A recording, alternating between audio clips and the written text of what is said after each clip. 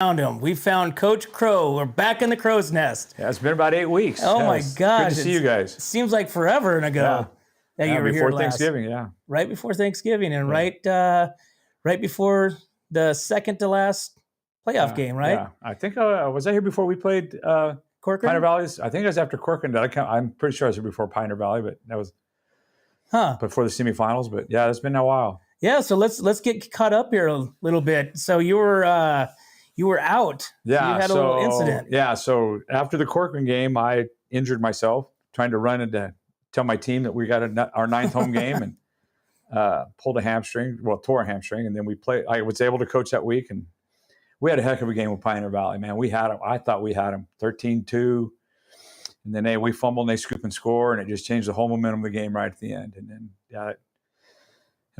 our kids played their hearts out. I mean, we were playing well, and we were playing a lot better than we played them the first time. Our defense was playing their butts off. And then in the meantime, during that week, I talked with Dr. Colwell, and he said I had to have surgery on that tear because it came off the bone. So the next Monday, they went in and drilled 5 holes in the bone and put an anchor in and reattached my hamstring. And I've been pretty laid up. I've been walking for about I've been out of my brace and walking for about 2 weeks now.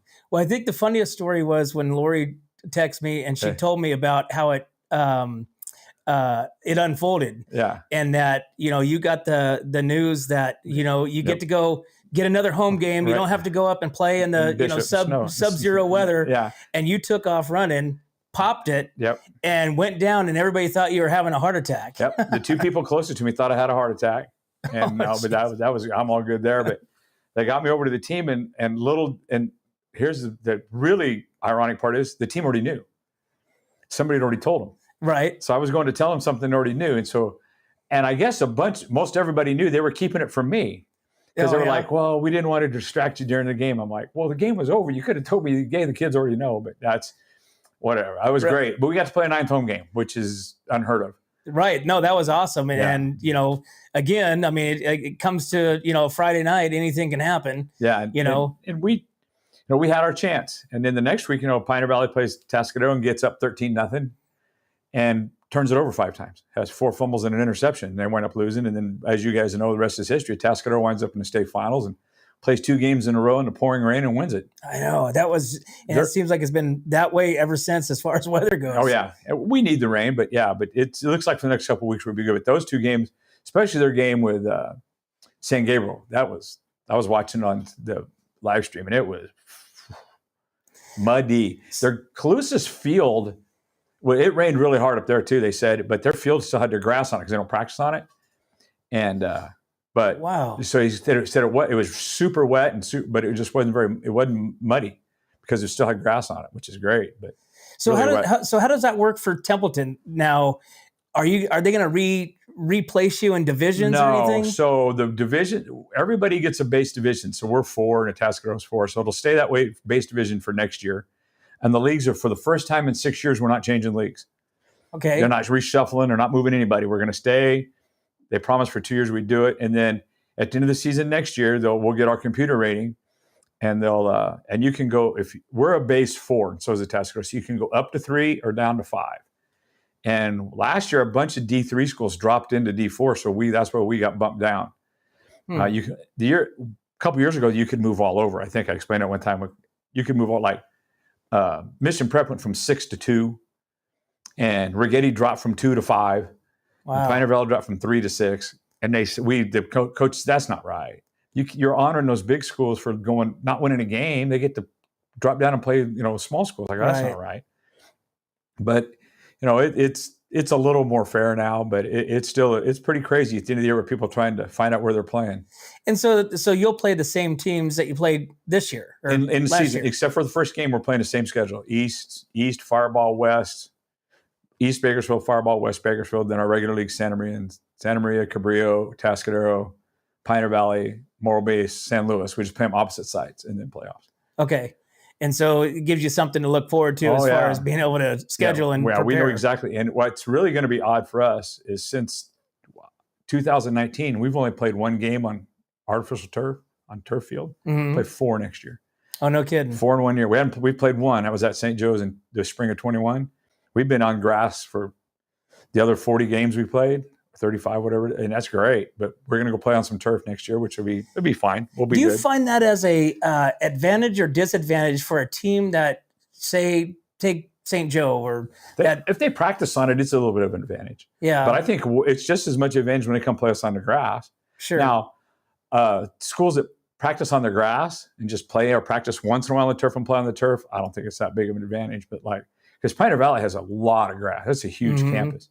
But like at St. Joe's or like they practice on their turf. Now Cabrillo, the turf's at Lompoc High, so they never get to practice on it. So when they go play on it, it's like for us, they play on it more.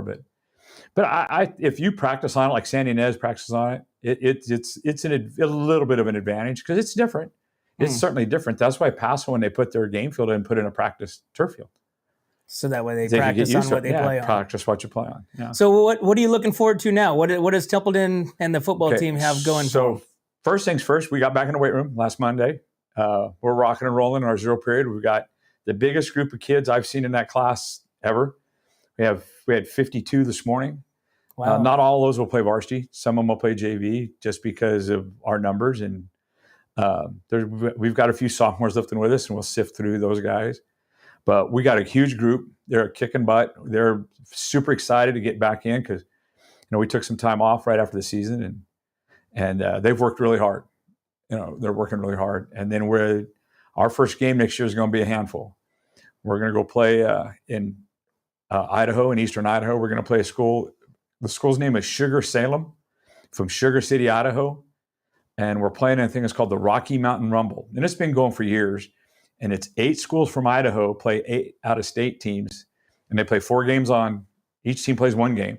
So there's 4 games Friday and 4 games Saturday. And we play at 1 o'clock on Saturday, August 26th. Really? And it's really cool. They play them all in the same stadium. And it's a really neat thing. And when we were first told about it in 2000, after the 2019 season, our principal had come from Idaho, that area, and he told us about it. And we started making contact, and COVID just blew it up. And we finally been able to raise the money and get to go. So we're going to go open the season up there next year. No kidding. So that's your first preseason game. First preseason game. We'll do our scrimmage like we did last year, the multi-team scrimmage. And that's moving from King City. We're going to do it to Soledad. They move it around. And then the next Friday morning, we'll fly out of Santa Maria and head to Idaho. Wow. What's the fan airplane look like on that? So what we did is we were going to fly commercial out of Fresno and fly up into Salt Lake City, bus up to Pocatello, because the games are in that area in eastern Idaho. And when we started to book the flights, the plane was too small for a team because they wouldn't let us book our whole group. The day they put them for sale, we tried to buy all 65 seats on the plane. And they said, no, you can't buy group tickets till December. Well, there was already people buying tickets, just not anybody we knew, but people buying tickets on the flight. So there wasn't enough room for us. So then they booked us flying out of San Jose on Alaska through Seattle into Salt Lake, go up and play, go up Friday, play Saturday, have to spend the night in Salt Lake City, fly back that way coming home and not get home till Sunday afternoon. And with the bags and equipment and stuff, it was pretty expensive plane ticket. Well, one of our parents was talking to somebody that did a charter flight out at Santa Maria on Allegiant. And the price for the kids was the same. We just it's a bigger plane, a lot bigger plane. So we have about 60 seats on our plane we can sell to our parents to go with us. Oh, great. So when it's got to go to board approval in a couple Thursdays for all that, because this all happened when I was laid up. This all pretty much came to fruition between Thanksgiving and Christmas. So when our board approves it, school board approves it, then we can sell. So some of the parents will get to travel with us on the charter. And obviously you're going to go out to the parents first, yes, right versus anybody else. So they'll make a deposit and we'll fly. And so we'll fly out of Santa Maria on Friday morning, fly into Idaho Falls, which is only 15 minutes away from the school we're playing at, instead of into Salt Lake, and charter a bus, and we'll go check in the hotel and go to practice and have a team dinner. And Brandon and Joanne Wall's son plays on Team Aiden. I think it's Brandon's brother or uncle owns a cement company in Pocatello, and he's going to feed the whole team at his place, have a barbecue on Friday night. Oh, awesome. Then we'll get up late Saturday, have a late breakfast buffet, and then we play at 1. Then as soon as the game's over, we'll eat, get on a plane, fly home. We'll be home by 7:30 Saturday. That was a huge part of Well, and right here. Right here, yeah. And the parents don't have to pay to park to get on the plane. And we don't have to drive to San Jose and charter a bus. And so all the cost, long-term cost, is actually cheaper to do it this way when we sell those, when those parents pay for the extra seats. Yeah. It's a pretty cool, and there's no luggage fee. You don't have to go through the terminal while they charter you. You go through go right out to the plane, and they check you in at the plane. You get on. Wow. What an experience. Oh, it's gonna be our kids. It's gonna be just like a college travel, charter plane. We have our own banquet room to eat in. And they're gonna look like it because you make all the guys. We have our ties on, getting off the plane. Yeah. Oh, that's awesome. It's pretty neat. I mean, and it's and we fundraised last year for this specific trip, and we've got plenty of money to go. We're good. And of course, we always take people on to donate and help. We never turn money away when the football program, because football is an expensive sport. Right. But yeah, so it's, wow. So is this the first time that Templeton or anybody in this area has done something like this? It's the first time I know anybody in this area. Now, a lot of the bigger schools like Liberty go and played in Nevada. Some of the schools in LA went and played in Texas.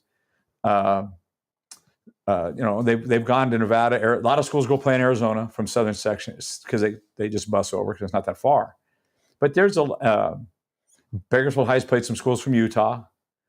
But nobody from but I know anybody in the Central Coast has went out of state and played. Because I mean, it's not uncommon for your top, college or top teams, high school teams like, Oaks Christian and all these, Bosco and Mater Dei. Yeah, they go play all over the country. Yeah, I'll go to Hawaii. Now, when I was coaching in Bakersfield High went to Hawaii and played.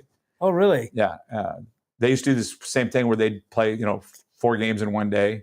They'd eat 4 schools from Hawaii would play. How fun. Like this year, Bosco played in Texas, St. John Bosco. Then they came home and played a team from Hawaii.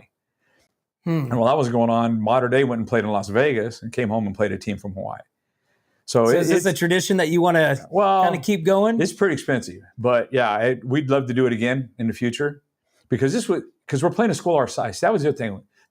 We're playing a school our size. Actually, it's a little bit smaller, but they're the 3A state champions in Idaho. So it's going to be a super challenge for us. Our kids are excited, but it's a school, 600 kids. And so it's not like we're playing some school of 3,000, but it's nice. We're looking forward to it. Our kids are looking forward to it. So for the fans and parents and grandparents and stuff like that can't travel, is there going to be some sort of I'm sure it's going to be on NFHS live.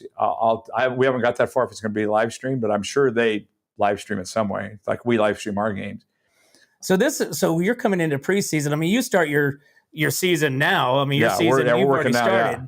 But as far as like really getting into it with pads and stuff like that, that's the beginning of summer, right? We'll get the first Monday of summer. We'll start. The incoming freshmen can start working out, and we'll go on the field 4 days a week and lift, and then we'll be in pads on July 31st.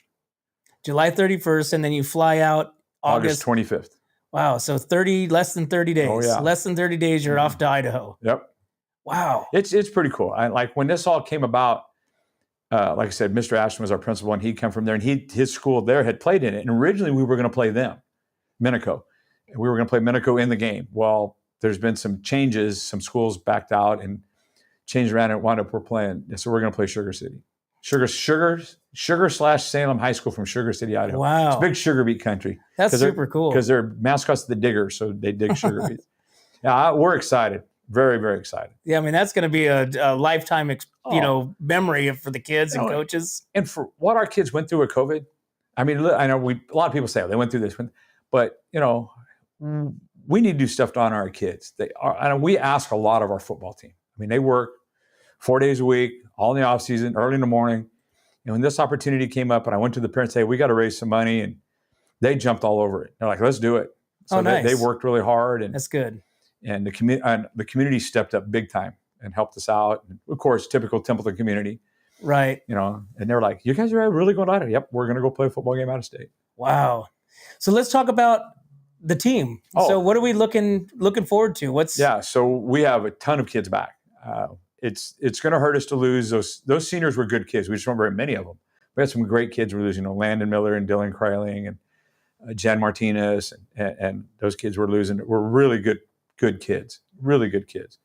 But we bring back 9 starters on defense and 7 on offense. Oh wow! So we're looking forward to it. We bring back a pretty healthy JV team coming up too. our numbers are good, and they won quite a few games, and having the freshmen play was such a huge thing because we had a meeting before Christmas for the winter break. I had a meeting with all the kids on campus. I came into school, and we had some more sophomores show up that didn't even play this year as freshmen.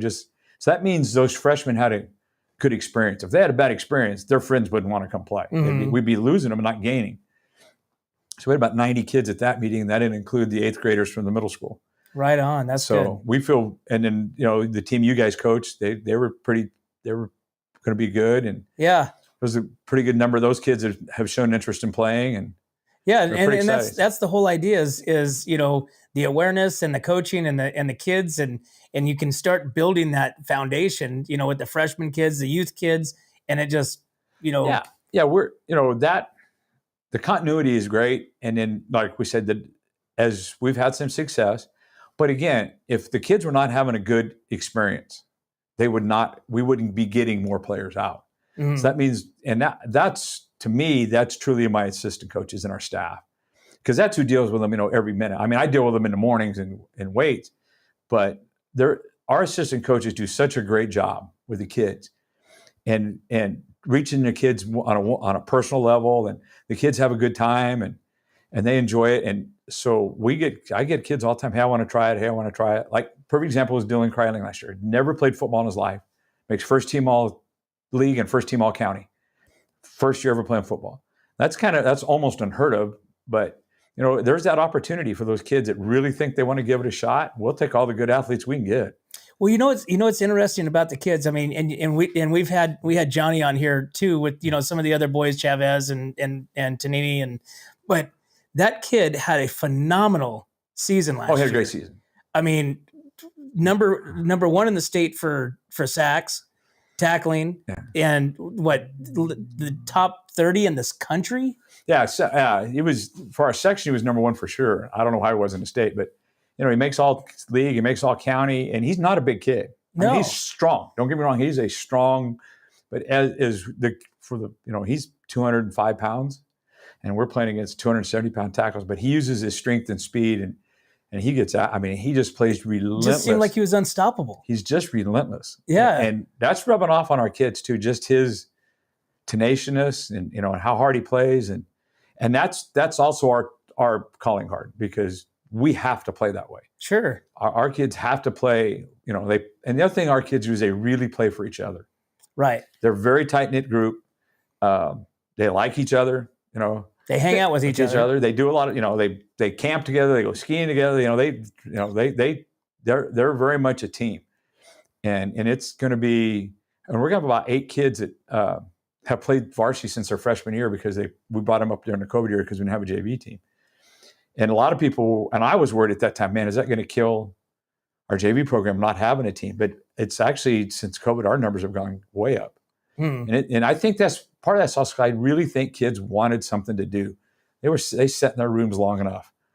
Let's get out and do something. It's exciting to see that freshman team, yes. A big JV team, a big varsity team.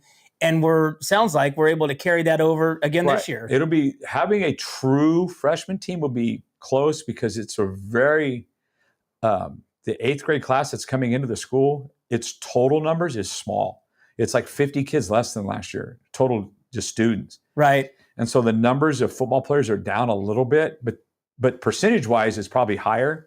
So we're trying to manipulate that. We're certainly trying to make it work again and have a third level. Well, I know I probably lost half my team, the senior kids to the high school for next year. So and there's a group of kids that had never played before that are signing up. Had talked to one today, and that's awesome. He sent me an email. Oh, I miss because we did an interest thing last week. Give us your email if you're interested, just so we can start communicating. When it's time to send out information, we have it. And so it's a good number. Awesome. We're excited. So is there anything coming up right now for the parents to know about? So we're going to have a parent meeting in February. And what I'll do is, as soon as I got to go back to school, we're going to try to have it in the new multi-purpose room that we're building, that was supposed to be done into January, but because of the rain, I don't think it's going to be done. So I have to work around basketball, practice, and playoffs, and to have it in the gym. I'm going to go, Coach Farley and I are going to meet and get that done today. So if you're son plays football, and we'll get it out and talk about it on here, and we'll get it out on all our social media. We're going to have a parent meeting because we have our first fundraiser will be the weekend of February 12th. That weekend we help the fire. They sell the flowers in front of the Legion Hall. At the fire station. Yeah, and you do it at the fire station at the Legion Hall, Mm-hmm. and we set up in front, and we help with that. And that's our first fundraiser of the year. And then in April, we'll have our car raffle through the FCA All-Star Game where we're the get all the guys. Last year we sold the most of just for football teams. Now St. Joe's does it with all their sports. We just do it for football. Okay. And because they're a private school, they can do whatever they want, so to speak, Sure. fundraising. But we were the number one football team, sold the most tickets for that last year. We made about almost 27,000. Well, cool. So, and that's a big push, right? Because that's how we finance our program. You know, when you're talking about the helmet guy was here. One of their helmets is now $700 for one. Wow. For their new one, and it's a nice helmet, but that's a lot of. It's hard to go in and buy 15 new helmets at $700 a piece. Oh yeah. As you know, yeah. But yeah. So we live by our fundraising, and our community has been great. So awesome. So we have a couple things and that coming up, and cool. Well, we'll get you back on here again. So yeah. Well, I appreciate it. We'll definitely make some highlights for you, so that way we can get the awareness out to the parents. Yeah, we love it. I mean, this is great for us, and it's great I think it's great for the community. There's a chance for us to get our platform out there, and and look what we're doing. And what you guys do with this in the Morning Brew, it's all about the North County, man. Let's get it done. Appreciate it. All right, Coach, thanks, Randy. Well, it's awesome having you back. I'm looking forward to it. We loved it being back in the crow's nest. Thank you. So thank you, guys. Well, there you have it, guys. We found Coach Crow. He's right here on What's Up North County in the Crow's Nest. So, as always, guys, we can't do this without our sponsors, Escalar Wines, Wine Travelers Hideaway, Rancho Sestero Meat Cutting, Pillar Real Estate, and 805 Customs. Thanks again, guys. We'll see you next time.